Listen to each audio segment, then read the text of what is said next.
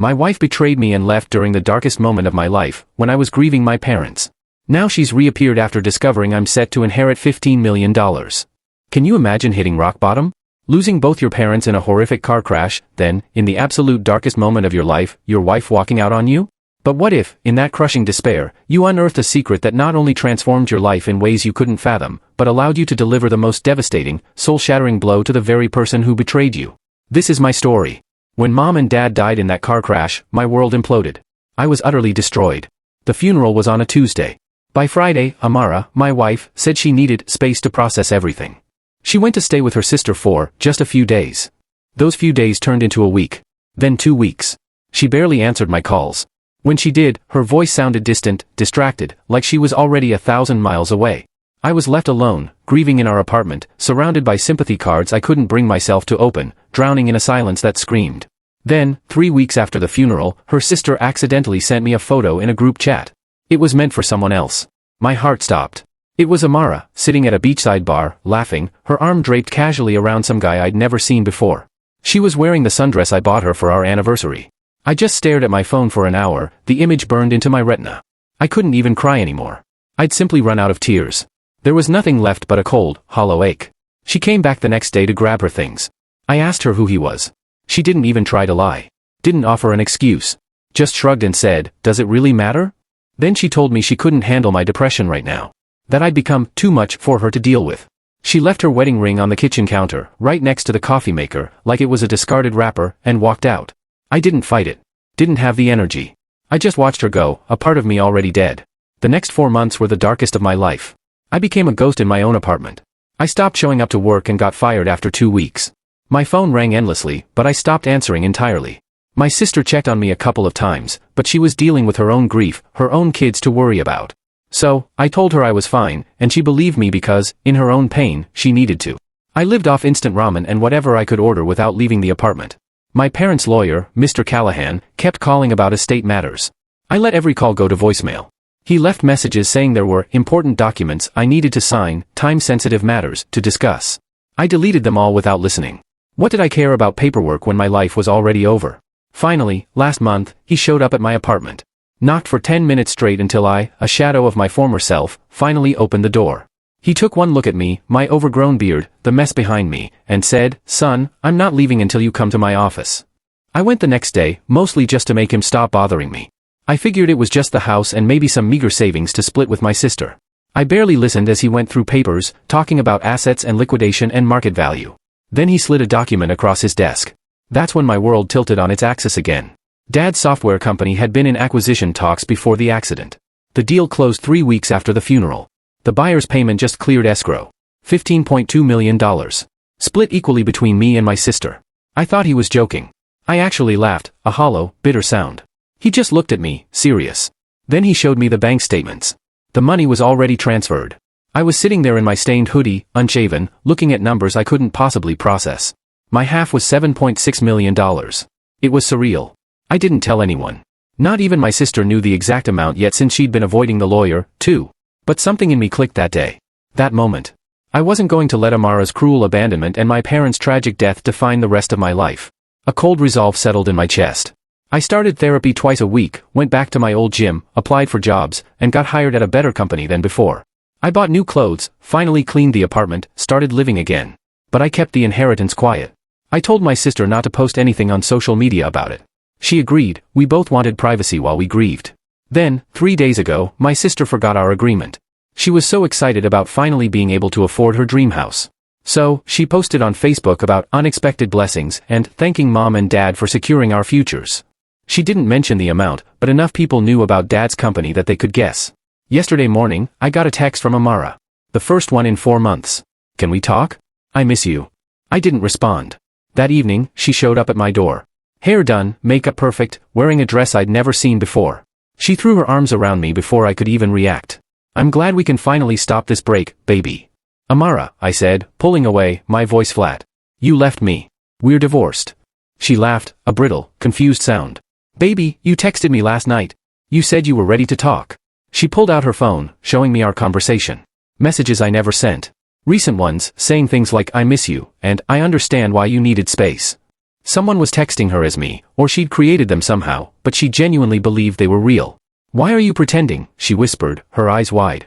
Then, my actual phone buzzed in my pocket with a text from her number that said, "Stop lying to me." I pulled out my phone and showed her the screen. "Those aren't my texts, Amara."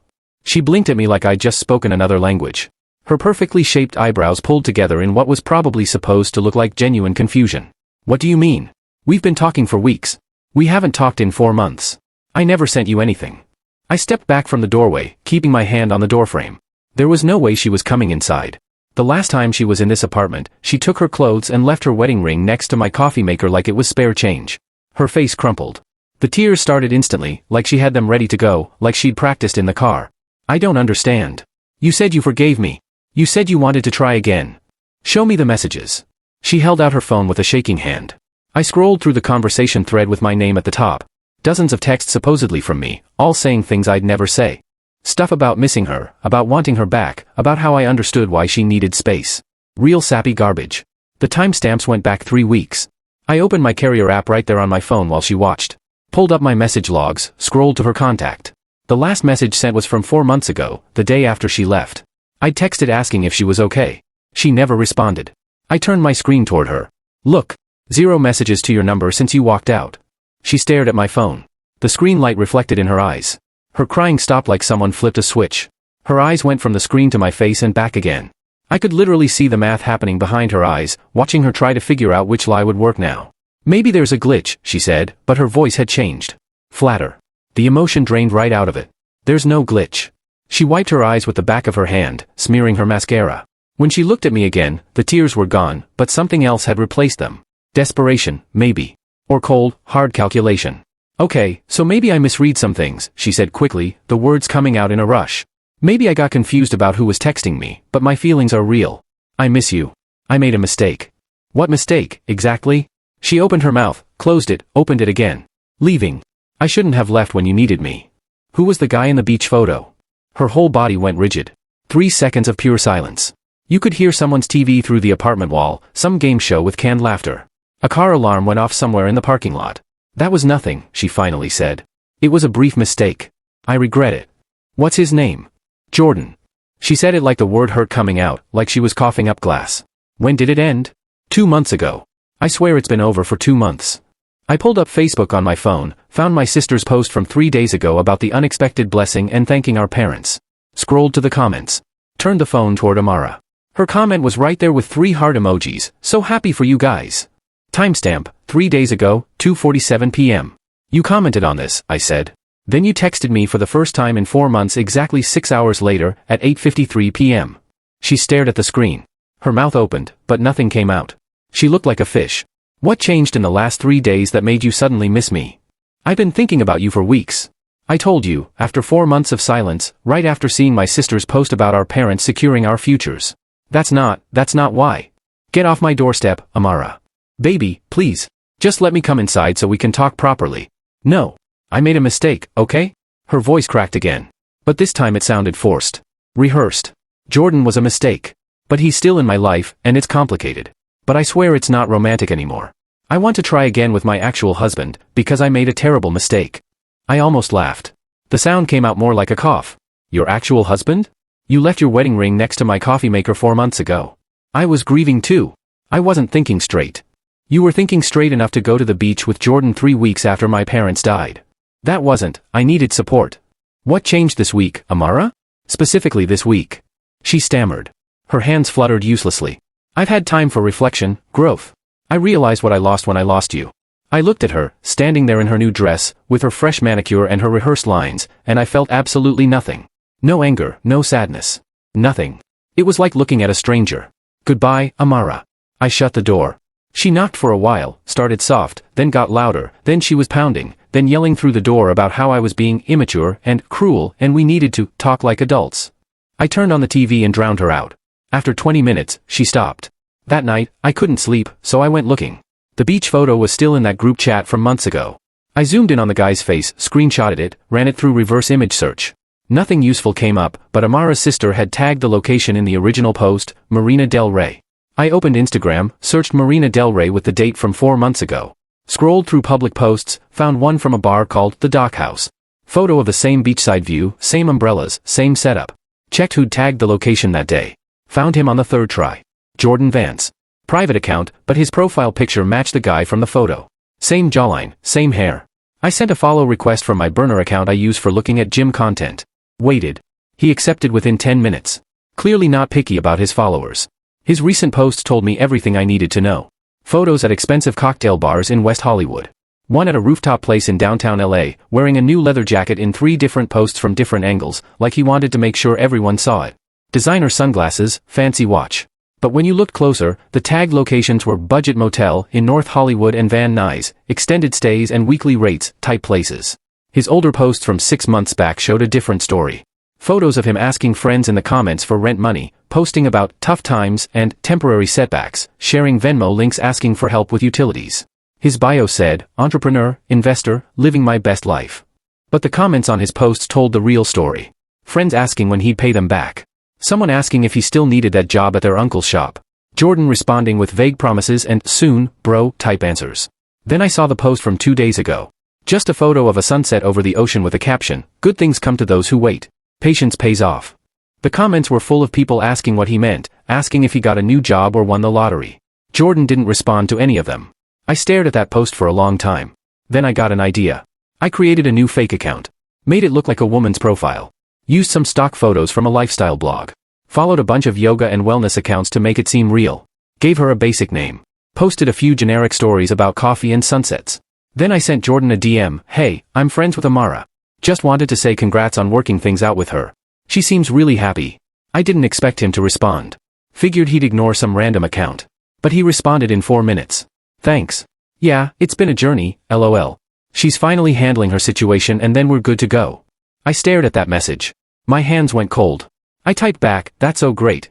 She mentioned you've been so patient through everything, for real. But she promised we'd be set financially soon, so I just got to stay patient while she handles her ex-husband's situation. Dude doesn't even know what's coming, LMFAO. My stomach dropped. I read it 3 times to make sure I wasn't misunderstanding. That's amazing. She mentioned a number, but I forgot what it was. 200,000, that's my cut for supporting her through this whole thing. She gets the rest, obviously, but 200K is enough for me to actually start my business. You know, I've been waiting tables and doing Uber, but that's temporary. Once this comes through, I'm done with all that. I screenshotted everything. My hands were shaking. Then I called Amara. She answered on the first ring, like she'd been waiting. Hello? Her voice was soft, hopeful. I'm willing to meet and discuss things, I said, keeping my voice neutral, calm. But I need complete honesty first. Of course. Anything. She sounded breathless with hope. I'll tell you everything. Whatever you want to know. Have you promised Jordan any money? Silence. Dead air. I could hear her breathing, then a nervous laugh. What? No. Why would you even ask that? Answer the question. Jordan is delusional if he said that. He's been saying crazy things lately. I think he might have some kind of issue. Honestly. I opened the screenshots. Read her Jordan's exact messages word for word. Every single thing about the $200,000 and handling her ex-husband's situation and being set financially. The silence stretched so long, I thought she'd hung up. I pulled the phone away from my ear to check.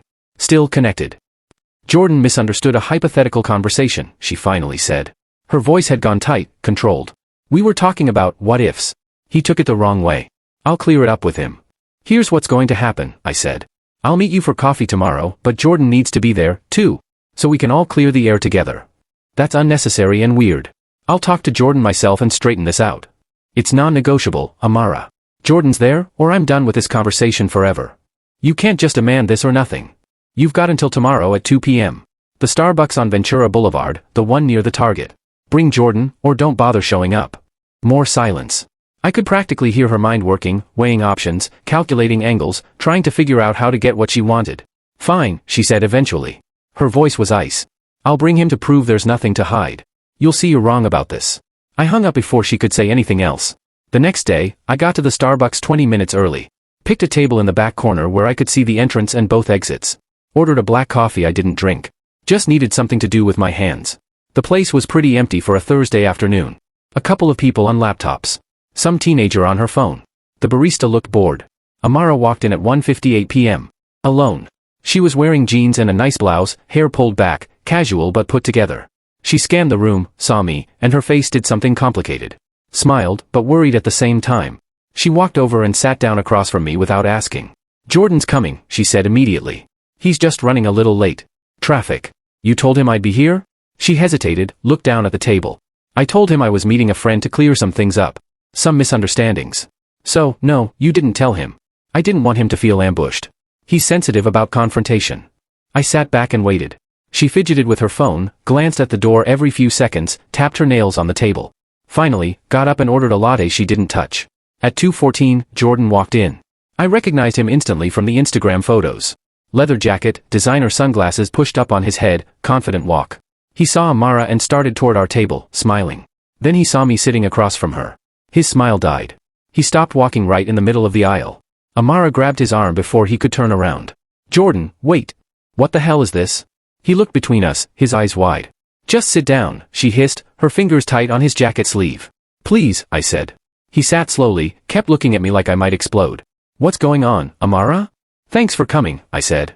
My voice sounded calm. I wasn't calm. My heart was pounding. I just wanted to clear up some confusion. Jordan looked at Amara. She wouldn't meet his eyes. He looked back at me. Who is this? You know who I am, I said. His face went pale. Actually pale. Oh, yeah. Amara jumped in, her voice too bright. Fake. I thought we could all just talk like adults and figure out where the miscommunication happened. Clear the air. No drama. What's your relationship with Amara? I asked Jordan directly. He blinked, looked at her, back at me. His Adam's apple bobbed when he swallowed. We're dating. We're in love. Amara made a small noise in the back of her throat. And the $200,000? I asked. Jordan's whole face changed. He went from confused to trapped in half a second. His eyes darted to Amara. She was staring at him with pure panic. Amara's hand shot out and grabbed his wrist hard. He got the wrong idea about something, she said quickly. I already told you that. Jordan pulled his wrist away from her. Wrong idea? You literally promised me, you misunderstood a hypothetical conversation, she snapped. Her voice had gone sharp. Jordan's voice rose. The teenager glanced over at us.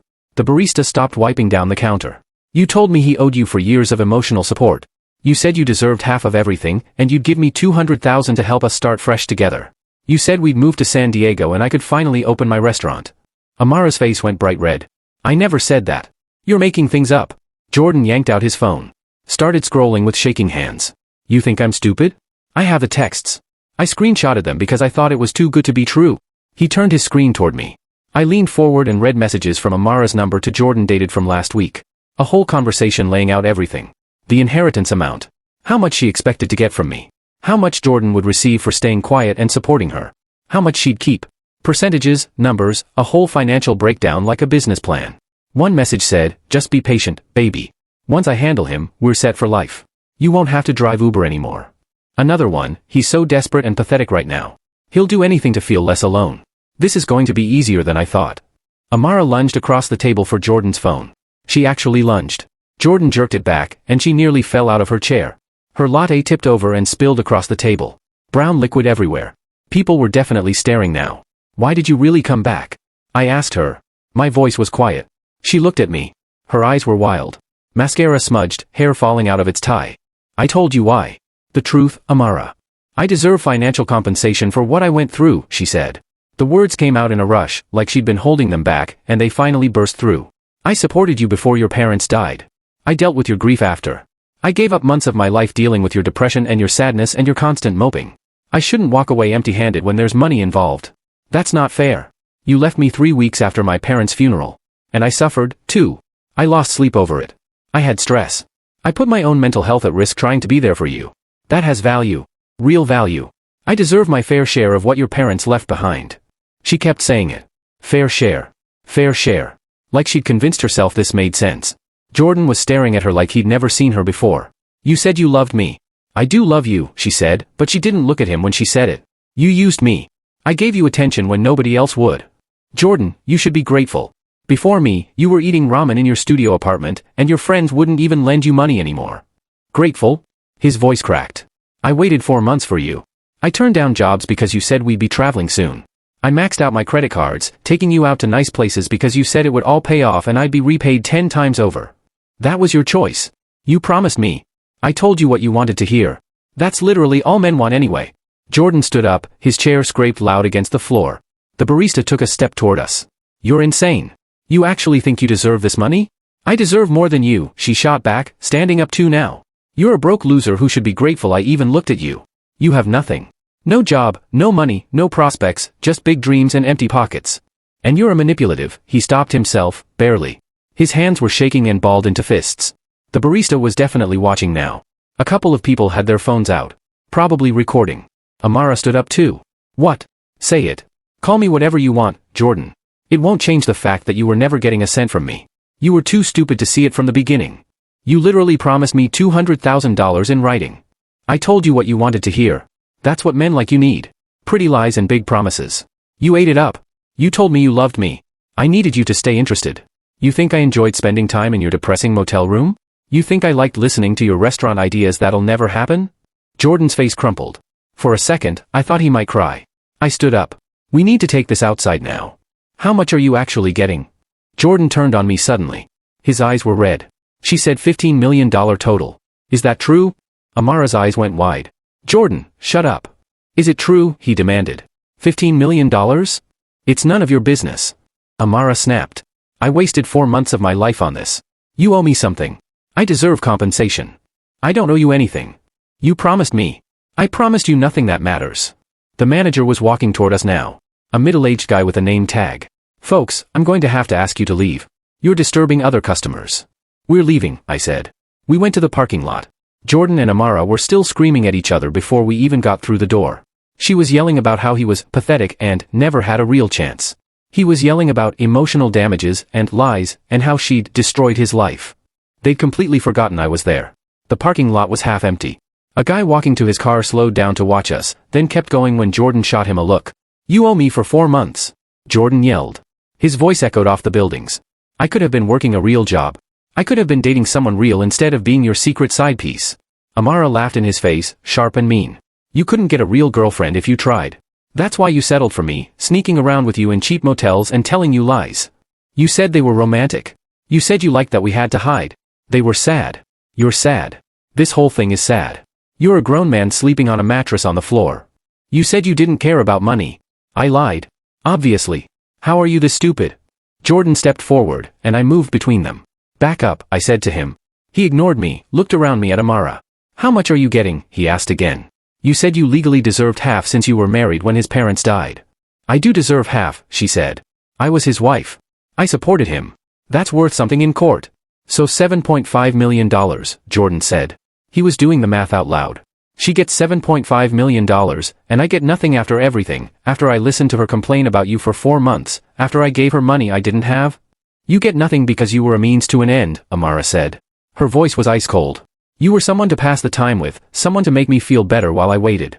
I loved you. No, you loved the idea of money, just like I did. Difference is, I was smart enough to go for the real source." Jordan pulled out his phone. Amara immediately tensed. "What are you doing?" "I'm texting your sister. She should know what kind of person you really are. Maybe she'll want to know you're trying to scam your ex-husband. You wouldn't dare. Watch me." Amara's hand shot out and smacked Jordan's phone right out of his hand. It flew through the air and hit the pavement hard. The screen shattered into a spiderweb pattern. Pieces of glass scattered across the asphalt. Jordan stared at it, then at her. His mouth hung open. "You psycho!" Amara slapped him. The sound was sharp and clean. Loud. Jordan's head snapped to the side. A red mark bloomed on his cheek immediately. For a second, nobody moved. Nobody breathed. "You manipulative bitch," Jordan said. His voice was quiet now. Deadly quiet. "You're pathetic," Amara said. They started yelling again, louder this time.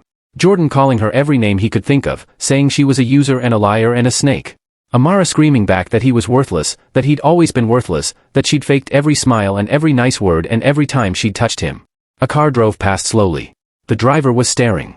I let them go for another minute, watched them tear each other apart. It was almost fascinating in a horrible way. Then I said, "How much money do you think I'm actually getting?" They both stopped mid-sentence, turned to look at me like they'd forgotten I existed. Amara said $15 million total, Jordan said. He was breathing hard. $7.6 million was my half after splitting with my sister, I said. My voice was calm, steady. The day after I met with Mr. Callahan and found out about the inheritance, I called the grief counseling center where I've been going to therapy. I told them I wanted to make a donation. They have a program that provides free counseling to people who've lost family members and can't afford help. I donated my entire $7.6 million to that program. The transfer went through 3 weeks ago. It's gone. Irrevocable. I don't have any of the money anymore. Amara's face went completely blank, like I'd unplugged something inside her brain. Her mouth opened, but no sound came out. Jordan started laughing, high-pitched and hysterical. He doubled over, hands on his knees, laughing so hard he couldn't breathe. You donated it? All of it? You gave away $7 million? Yes. Oh my God. Jordan straightened up, tears streaming down his face from laughing. She destroyed everything for nothing. You gave it all away to charity. He looked at Amara. You traded your marriage for money that doesn't exist. You used me for money that doesn't exist. You left him when he was grieving for money that he gave away. You're a failure. You failed at everything. Amara's legs gave out. She just dropped like someone cut her strings. She sat down hard on the curb, her hands on the concrete. Jordan kept laughing, looking down at her. This is perfect. This is actually perfect. You're sitting here with nothing. I've got nothing. He's got nothing. We all have nothing, except he actually helped people, and we just helped ourselves to misery. Amara didn't respond. She was staring at the asphalt between her feet. Her hands were shaking. Jordan picked up his broken phone. The screen was barely holding together. Chunks of glass missing. He looked at it, then at Amara, then at me. You know what? This was worth it just to see her face right now. Worth every penny I wasted. He laughed again. Good luck with your life, Amara. Hope it was worth it. He walked to his car. Some beat-up Honda with a dent in the side. Got in. The engine coughed before starting. He drove away. I walked to my car, too. Put my hand on the door handle, looked back once. Amara was still sitting on the curb next to her broken phone, staring at nothing, realizing she'd traded her marriage, her dignity, and her relationship for money that never existed. I got in my car and drove. It's been a few months since that day. I don't regret my decision for a second. I traded vengeance for peace, and that was the greatest inheritance of all. Sometimes, I still think about that day at Starbucks. The raw, ugly truth laid bare. It wasn't about the money for me anymore, it was about reclaiming my life, on my own terms. And showing the people who thought they could break me, who thought they could use me, that I was stronger than they ever imagined. Have you ever been blindsided by a betrayal so profound it completely changed your perspective on life? Or found a way to turn immense pain into a moment of unexpected strength and poetic justice? Tell me what you think, I really want to know.